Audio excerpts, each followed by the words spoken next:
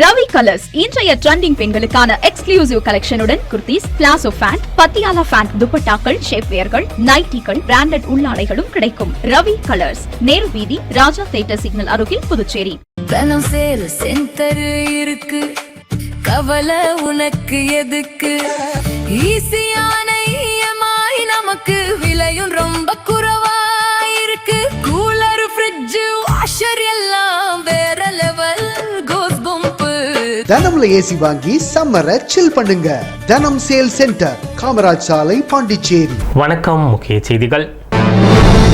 புதுச்சேரியில் அமையவுள்ள புதிய அமைச்சரவையில் இடம்பெற கடும் போட்டி. என்ஆர் காங்கிரஸ், பாரதிய ஜனதா கட்சி சட்டமன்ற உறுப்பினர்கள் தீவிரம். தமிழகத்தில் முதலமைச்சராக விஜய் பதவியேற்பு. புதுச்சேரியை சேர்ந்த புசி ஆனந்த் அமைச்சராக பதவியேற்பு. புதுச்சேரி, காரைக்காலில் மழைக்கு வாய்ப்பு. சட்டென்று மாறிய வானிலையால் பொதுமக்கள் மகிழ்ச்சி. வில்லியனூர் 10 கண்ணு ரயில்வே கிராசிங்கில் விபத்துகள் அதிகரிப்பு. பணி முழுமை பெறாததால் வாகன ஓட்டிகள் பெரும் சிரமம். இனி விரிவான செய்திகள்.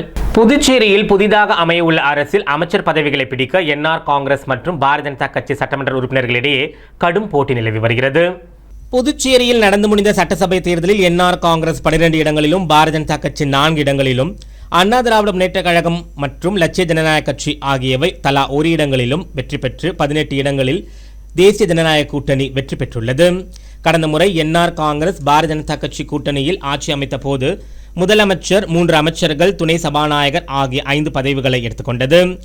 சபாநாயகர், உள்துறை மற்றும் ஆதிதிராவிட நலம் ஆகிய 2 அமைச்சர்கள் மற்றும் டெல்லி மேலிட பிரதிநிதி ஆகிய 4 பதவிகளை பாரதிய ஜனதா கட்சிக்கு கொடுக்கப்பட்டுள்ளது. நிலையில் கடந்த முறை போல் 2 அமைச்சர்கள், துணை சபாநாயகர் பதவி மட்டும் வழங்கப்படும் என்று முதல்வர் தரப்பின் அழுத்தமாக பாரதிய ஜனதா கட்சிக்கு தெரிவிக்கப்பட்டுள்ளது. அதனால் சபாநாயகர் பதவியை என்ஆர் காங்கிரஸ் எடுத்துக்கொள்ளும் என்று தெரிகிறது. 5 பேர் அமைச்சர் கொண்ட புதுச்சேரி சட்டசபையில் லட்சிய ஜனநாயக கட்சி சார்பில் மார்டின் அமைச்சர் பதவியை பெற ரங்கசாமி பாரதிய ஜனதா கட்சி தலைவர்களை சந்தித்து அழுத்தம் கொடுத்து வருகிறார். இம்முறை காரைக்காலுக்கு ஒரு அமைச்சரும் புதுச்சேரியை சேர்ந்த ஒருவருக்கு அமைச்சர் வழங்கலாம் என பாரதிய ஜனதா கட்சி விரும்புகிறது. ஆனால் கடந்த முறை அமைச்சர் பதவியில் இருந்தவர்கள் தங்களுக்கு அமைச்சர் பதவி வேண்டும் என்று பாரதிய ஜனதா கட்சியில் அடம் பிடித்து வருகின்றனர். என்ஆர் காங்கிரஸில் கடந்த முறை அமைச்சர்கள் பதவி கிடைக்காதவர்கள் இந்த முறை தங்களுக்கு வாய்ப்பு வேண்டும் என ரங்கசாமியை சுற்றி வருகின்றனர். என்ஆர் காங்கிரஸ் கட்சிக்காக சபாநாயகர் மற்றும் 3 அமைச்சர்கள் பதவியை பிடிக்க ராஜவேலு, மல்லாடி கிருஷ்ணராவ், சிவக்கொழுந்து, டாக்டர் நாராயணசாமி உள்ளிட்டோர் அப்பா பைத்தியன் சுவாமியின் அருள் வேண்டி தவமிருந்து வருகின்றனர். தமிழகத்தில் நீண்ட இழுபறிக்கு பின்னர் தமிழக வெற்றி கழகத்தின் தலைவர் விஜய் முதலமைச்சராக பொறுப்பேற்றுக் கொண்டார். தமிழகத்தில் நடந்து முடிந்த சட்டசபை தேர்தலில் 108 இடங்களில் வென்று தனிப்பெரும் கட்சியாக தமிழக வெற்றி கழகம் உருவெடுத்தது. இதையடுத்து ஆட்சி அமைப்பதற்காக தொடர்ந்து பல்வேறு கட்சிகளின் ஆதரவை நாடிய நிலையில் தற்போது 120 இடங்கள் கிடைத்து ஆட்சி அமைக்க தமிழக வெற்றி கழகத்தின் தலைவர் விஜய் ஆளுநரை சந்தித்து உரிமை கோரினார். இதையடுத்து ஆளுநரும் பதவியேற்பதற்காக தமிழக வெற்றி கழக தலைவர் விஜய்க்கு அழைப்பு விடுத்ததை அடுத்து ஞாயிற்றுக்கிழமை காலை 10 மணி அளவில் சென்னை நேரு உள்விளையாட்டு அரங்கில் தமிழக வெற்றி கழகத்தின் தலைவர் விஜய் முதல்வராக பதவியேற்றுக் கொண்டார். தொடர்ந்து புதுச்சேரியை சேர்ந்த புசி ஆனந்த், ஆதவ் அர்ஜுனா, பிரபு, புதுச்சேரி பல்கலைக்கழகத்தின் முன்னாள் மாணவி கீர்த்தனா உள்ளிட்டோர் தமிழக அமைச்சர்களாக பதவியேற்றுக் கொண்டனர். முன்பு எப்போதும் இல்லாத வகையில் பதவியேற்ற மேடையிலே சில கோப்புகளுக்கு முதலமைச்சர் விஜய் முதல் கையெழுத்திட்டார். புதுச்சேரி, காரைக்கால் பகுதிகளில் ஞாயிற்றுக்கிழமை இடிமின்னலுடன் கூடிய மிதமான மழைக்கு வாய்ப்பிருப்பதாக வானிலை ஆய்வு மையம் தெரிவித்துள்ளது. புதுச்சேரியில் வாட்டி வதைத்த வெயிலுக்கு இதமாக கோடை மழை குளிர்வித்து வானிலையை சற்றென்று மாற்றியுள்ளது. புதுச்சேரி, காரைக்காலில் ஞாயிற்றுக்கிழமைக்கும் மழைக்கு வாய்ப்புள்ளதாக சென்னை வானிலை ஆய்வு மையம் தெரிவித்துள்ளது. புதுச்சேரியில் கோடை வெயிலின் தாக்கம் உக்கிரமாக இருந்தபோது பெரும்பாலான இடங்களில் வெப்பம் 100 டிகிரியை தாண்டி பதிவானது.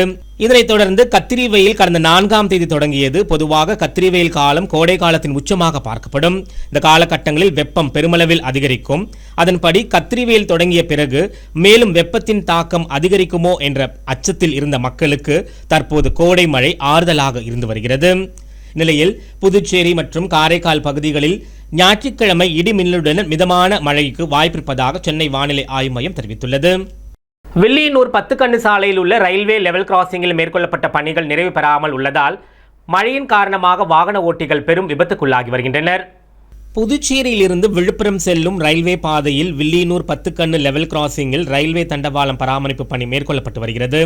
இதனால் தண்டவாளம் அருகே உள்ள தார் சாலைகள் உடைத்து எடுக்கப்பட்டு அதற்கு பதிலாக ஜல்லிகள் மற்றும் கற்கள் கொட்டி பணிகள் மேற்கொள்ளப்பட்டு வருகிறது. இந்த பணி சரிவர முடிக்கப்படாமல் உள்ளது.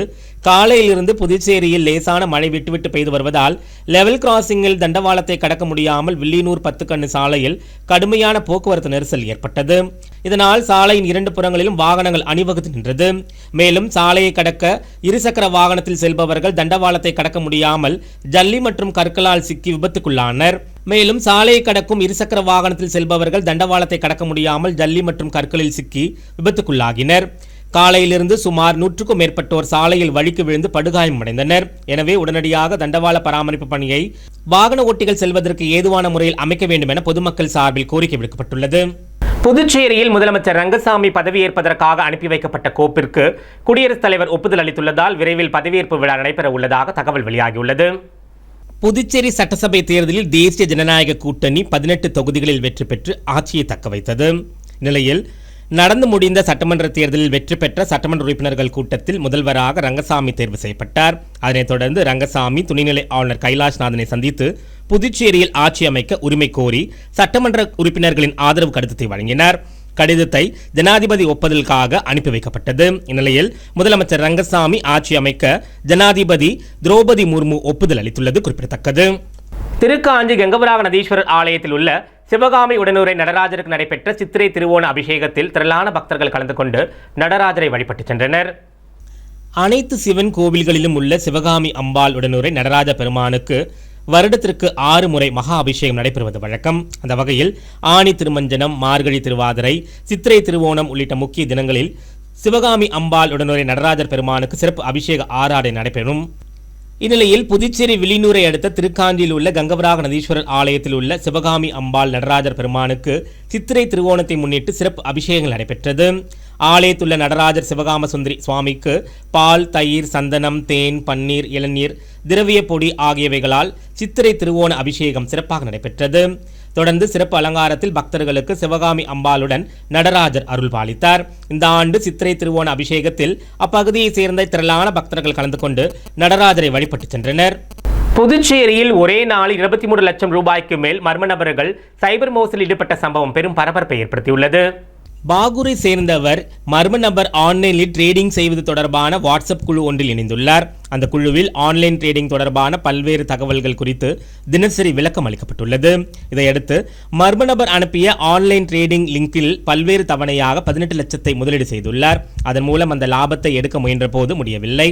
அதன் பிறகு மோசடி கும்பலிடம் பணத்தை இழந்தது தெரிய வந்தது.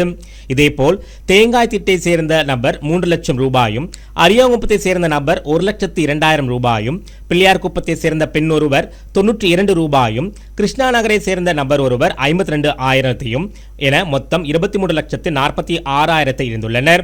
இதுகுறித்து சைபர் கிரைம் காவல்துறையினர் வழக்கு பதிவு செய்து விசாரித்து வருகின்றனர்.